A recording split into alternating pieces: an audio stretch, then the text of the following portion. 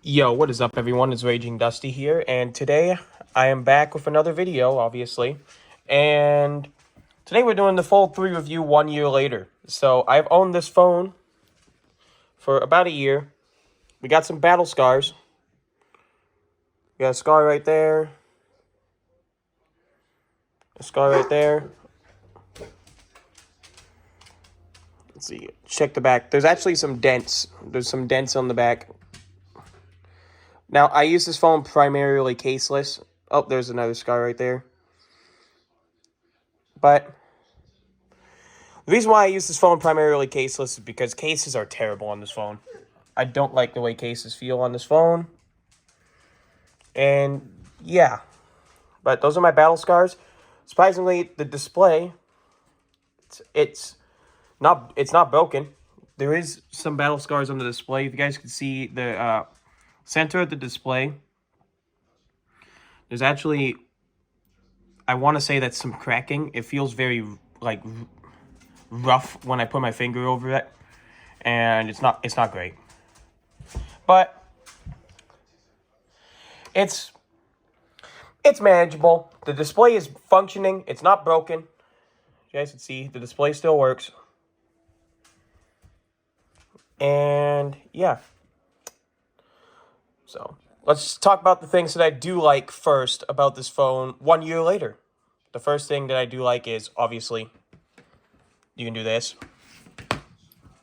It folds.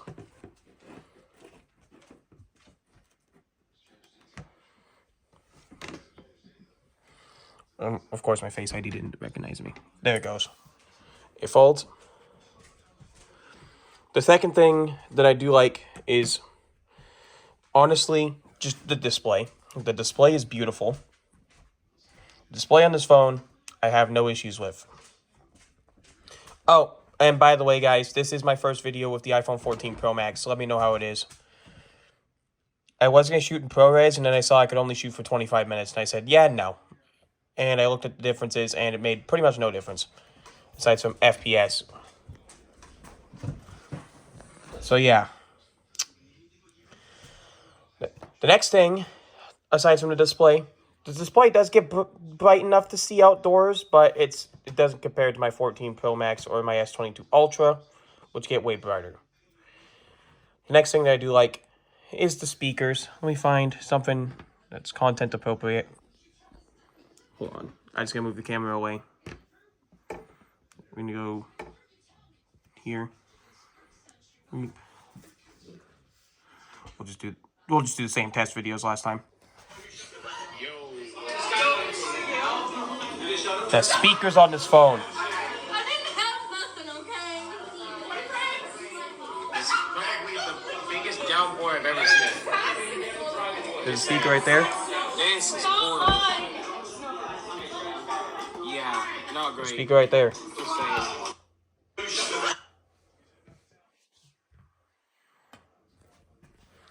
The speakers on this phone are just incredible.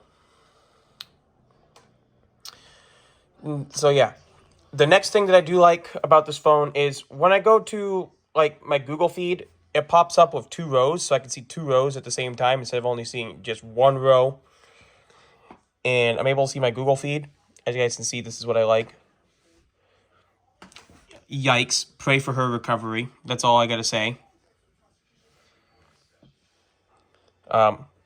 The fact that someone actually got hurt at TwitchCon is sad. But, yeah. I don't stream on Twitch. As you guys can see, I do like Samsung. I do like... I'm a tech nerd. I do also like some other articles, especially weather-related articles lately. Also, anyone who was affected by the hurricane recently, you guys are in my prayers. I feel bad for anybody who lost their homes, and I hope you guys can recover from it. It's going to be a long road, but just, you guys are in my prayers, and hopefully you guys can recover from this. It's going to be a long recovery process, but it's quite sad what happened. The last thing that I do like is, check this out. I'm hoping my TikTok isn't spicy. Let me turn the volume down because copyright reasons.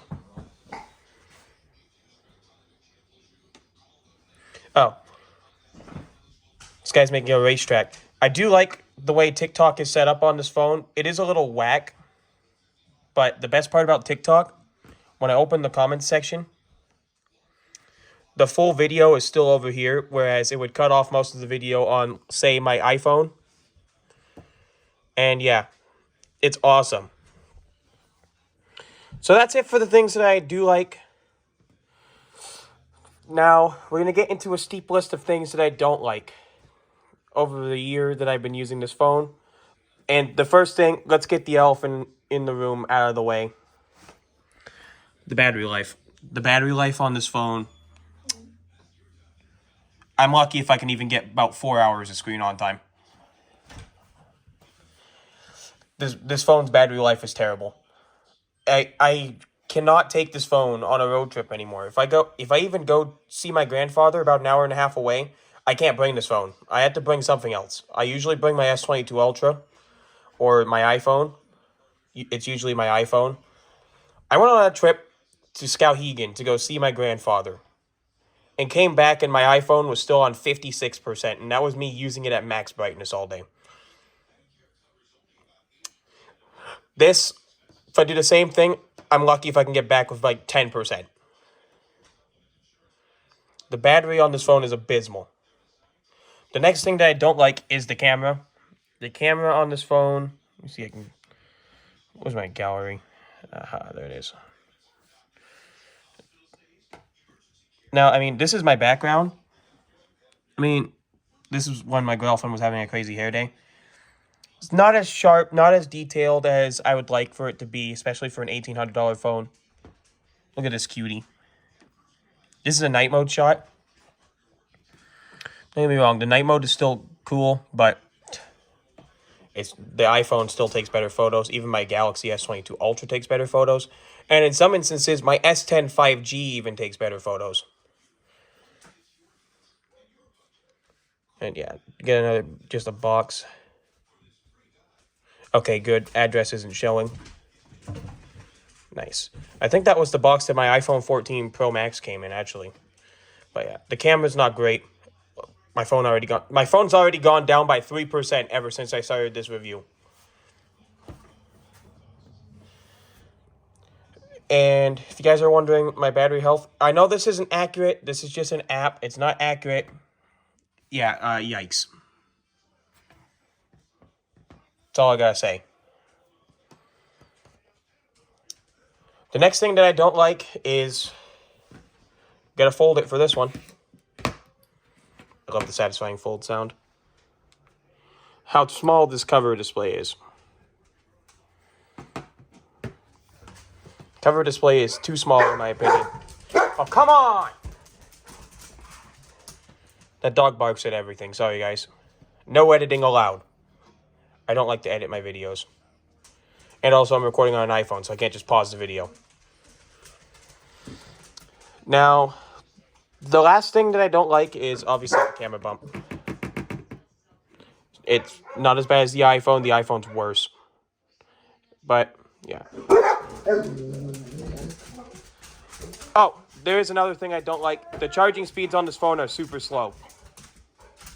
It takes almost 2 hours to charge this phone, even on the fastest charger that I have.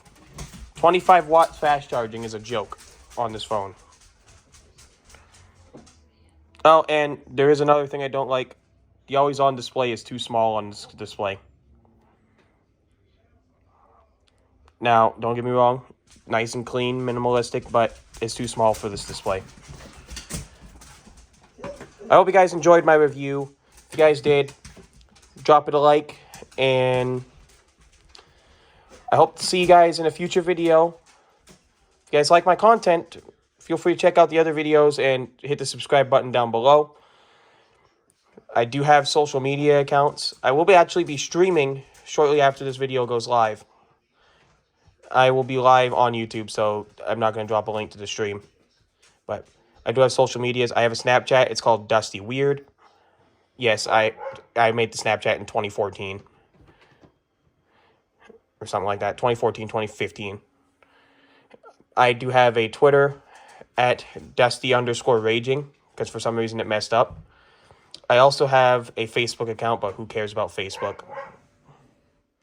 And yeah, I don't know if I'll drop the links below, but those are my socials. I hope you guys have a good day. Peace out.